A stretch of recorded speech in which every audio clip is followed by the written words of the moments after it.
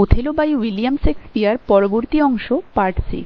এর আগের ভিডিও পর্যন্ত আমরা দেখতে পেয়েছি ওথেলো এবং ডেসডিমোনা সাইপ্রাস দ্বীপে অবতরণ করল এবং তাদের সাইপ্রাস দ্বীপে আসা মাত্রই শুনতে পেল তুর্কিদের নৌবাহিনী প্রবল ঝড়ে ধ্বংস হয়ে গেছে, অতএব তুর্কি আক্রমণের কোনো ভয় নেই। এদিকে দেখা গেল ওথেলোর সমস্ত বন্ধুদের মধ্যে একমাত্র ক্যাসিওই হচ্ছে তার মতো আত্মবিশ্বাসের অধিকারী এবং এই ক্যাসিও খুব সুদর্শন ও বাকপটু। ফলে ওথেলো ডেসডিমোনার সাথে তার প্রেম সম্পর্কে ক্যাসিওর সাহায্য নিত। ক্যাসিওর বাকপটুতার ফলে সে সুন্দরভাবেই সমস্ত নারীদের মন জয় করে নিতে পারত। তাই ওথেলো ক্যাসিওকে নিজের প্রেম সম্পর্কে সাহায্যকারী হিসেবে ব্যবহার করত। ক্যাসিও প্রায়ই ওথেলো এবং ডেসডিমোনার সাথে দেখা করতে তাদের বাড়ি যেত এবং কখনো কখনো ওথেলোর অবর্তমানেও তাদের বাড়ি যেত এবং এই ওথেলোও কিন্তু ক্যাসিওর প্রতি খুবই প্রসন্ন ছিল, কারণ ক্যাসিওর মুক্ত প্রাণবন্ত কথাবার্তা ওথেলোরও খুব প্রিয় ছিল, কারণ ওথেলো নিজেই একজন গুরুগম্ভীর মেজাজের মানুষ ছিল। তাই ক্যাসিওর প্রাণবন্ত কথাবার্তা তারও খুবই ভালো লাগতো। ফলে দেখা গেল ওথেলোর স্ত্রী ডেসডিমোনা যদি ওথেলোর পরে কাউকে বিশ্বাস করে থাকে এবং ভালোবেসে থাকে, সে হলো একমাত্র ক্যাসিও। ক্যাসিও এমন একজন ব্যক্তি যে ডেসডিমোনার খুবই প্রিয় ছিল তার স্বামীর পর। এরপরে দেখো, Othello had of late promoted Cassio to the rank of lieutenant.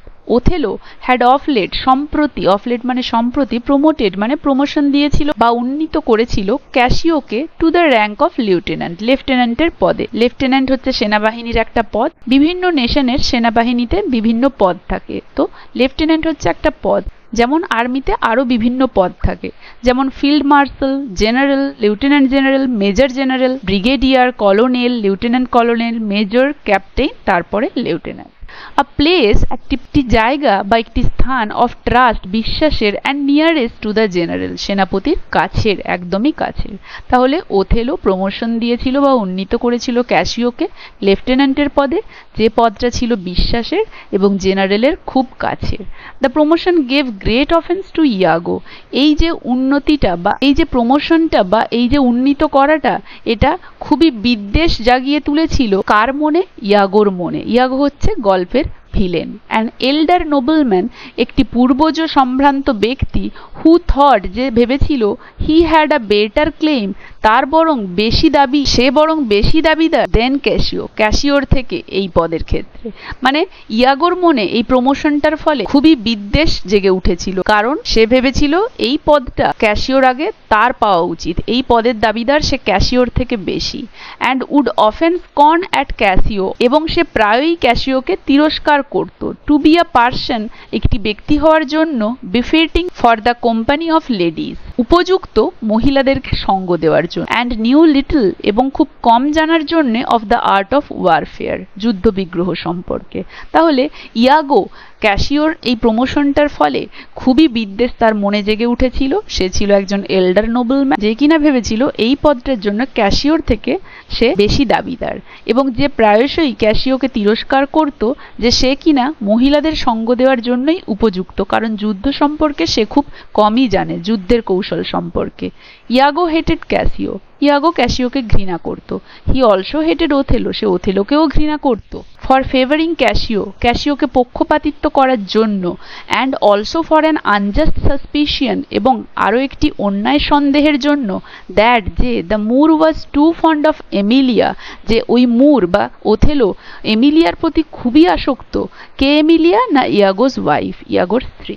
তাহলে ইয়াগো ক্যাসিওকে এবং ওথেলোকে দুজনকেই ঘৃণা করা শুরু করেছিল, এবং ওথেলোকে ঘৃণা করার কারণ ছিল সে ক্যাসিওকে পক্ষপাতিত্ব করে প্রমোশন দিয়েছে, এবং আরও একটি কারণ ছিল যে ইয়াগো মনে করত এটি তার অন্যায় সন্দেহ, যে সে মনে করত ওথেলো তার স্ত্রী এমিলিয়ার প্রতি খুবই আসক্ত, যেটা কিনা বাস্তবে ছিল না, এটা শুধুমাত্র তার সন্দেহ, অন্যায় সন্দেহ। ফ্রম দিস ইমাজিনারি প্রভোকেশন, এই সমস্ত কল্পিত উস্কানিতে মানে কল্পনাপ্রসূত এই সমস্ত উস্কানির ফলে ইয়াগো ধারণ করেছিল আ স্কিম, একটি পরিকল্পনা অফ রিভেঞ্জ, প্রতিশোধের। দ্যাট উড ইনভলভ ক্যাসিও, যেটা জড়িয়েছিল ক্যাসিওকে, ওথেলোকে and Desdemona in one common ruin, একটা সাধারণ ধ্বংসাবশেষে। তাহলে ইয়াগো এই কাল্পনিক উস্কানির বশবর্তী হয়ে একটা পরিকল্পনা করেছিল, যেই পরিকল্পনাতে সে প্রতিশোধবশত তিনজনকেই, ক্যাসিওকে, ওথেলোকে এবং ডেসডিমোনাকে একই সুতোয় বেঁধেছিল ধ্বংস করে দেওয়ার জন্য। ইয়াগো ওয়াজ ক্রাফটি, ইয়াগো ছিল খুবই ধূর্ত, ইয়াগো ছিল ধূর্ত। He studied human mind deeply, সে মানুষের মস্তিষ্ককে ভালোভাবে পড়তে পারত। হি নিউ, সে জানতো that of all the kinds of affliction, সমস্ত দুঃখের মধ্যে, দ্যাট টর্মেন্ট ম্যান, যেগুলো মানুষকে যন্ত্রণা দেয়, দ্য পেইনস অফ জেলাসি, ঈর্ষার যন্ত্রণা বা দুঃখ, ওয়ার দ্য মোস্ট আনবিয়ারেবল, সব থেকে বেশি অসহ্যকর, অ্যান্ড হ্যাড দ্য সোরেস্ট স্টিং, এবং এটা সব থেকে বেশি যন্ত্রণাদায়ক হুল, মানে যেটা মানুষকে বিদ্ধ করে। সোরেস্ট মানে সব থেকে বেশি যন্ত্রণাদায়ক। তাহলে সে জানতো সমস্ত দুঃখের মধ্যে যেটা মানুষকে যন্ত্রণা দেয়, ছাড়খাড় করে দেয়, ঈর্ষা হলো সব থেকে বেশি, এবং এটাই হলো সব থেকে বেশি যন্ত্রণাদায়ক একটি হুল যেটা মানুষকে বিদ্ধ করে। কোনটা? না জেলাসি, ঈর্ষা। He thought if he could succeed in making Othello envious of Cassio, সে চিন্তা করেছিল যে সে যদি সফল হয় ক্যাসিওর বিরুদ্ধে ওথেলোকে ঈর্ষান্বিত করে তুলতে, then it would be an excellent plot of revenge, তাহলে এটা হবে এক চমৎকার চক্রান্ত প্রতিশোধের। তাহলে এটা হবে প্রতিশোধের একটা চমৎকার চক্রান্ত, হুইচ মাইট কালমিনেট, যেটা কিনা পরিশেষে হতে পারে বা চূড়ান্ত অর্থে হতে পারে, in the death of Cassio or Othello or both, ক্যাসিওর মৃত্যুতে বা ওথেলোর বা দুজনেরই। তাহলে সে ভেবেছিল যে সে যেই চক্রান্তটা করেছে সেটাতে সে যদি সফল হয়, মানে সে যদি ক্যাসিওর বিরুদ্ধে ওথেলোকে ঈর্ষান্বিত করে তুলতে সফল হয়, তাহলে তার এই প্রতিশোধের চমৎকার চক্রান্তটার চূড়ান্ত পরিণতি হতে পারে হয় ক্যাসিওর মৃত্যুতে বা ওথেলোর মৃত্যুতে বা দুজনেরই। মানে এই চক্রান্তটার চূড়ান্ত পরিণতি হতে পারে হয় ক্যাসিও মারা যাবে বা ওথেলো বা দুজনেই মরবে। হি কেয়ার্ড নট, তাতে তার কোনো পরোয়া নেই।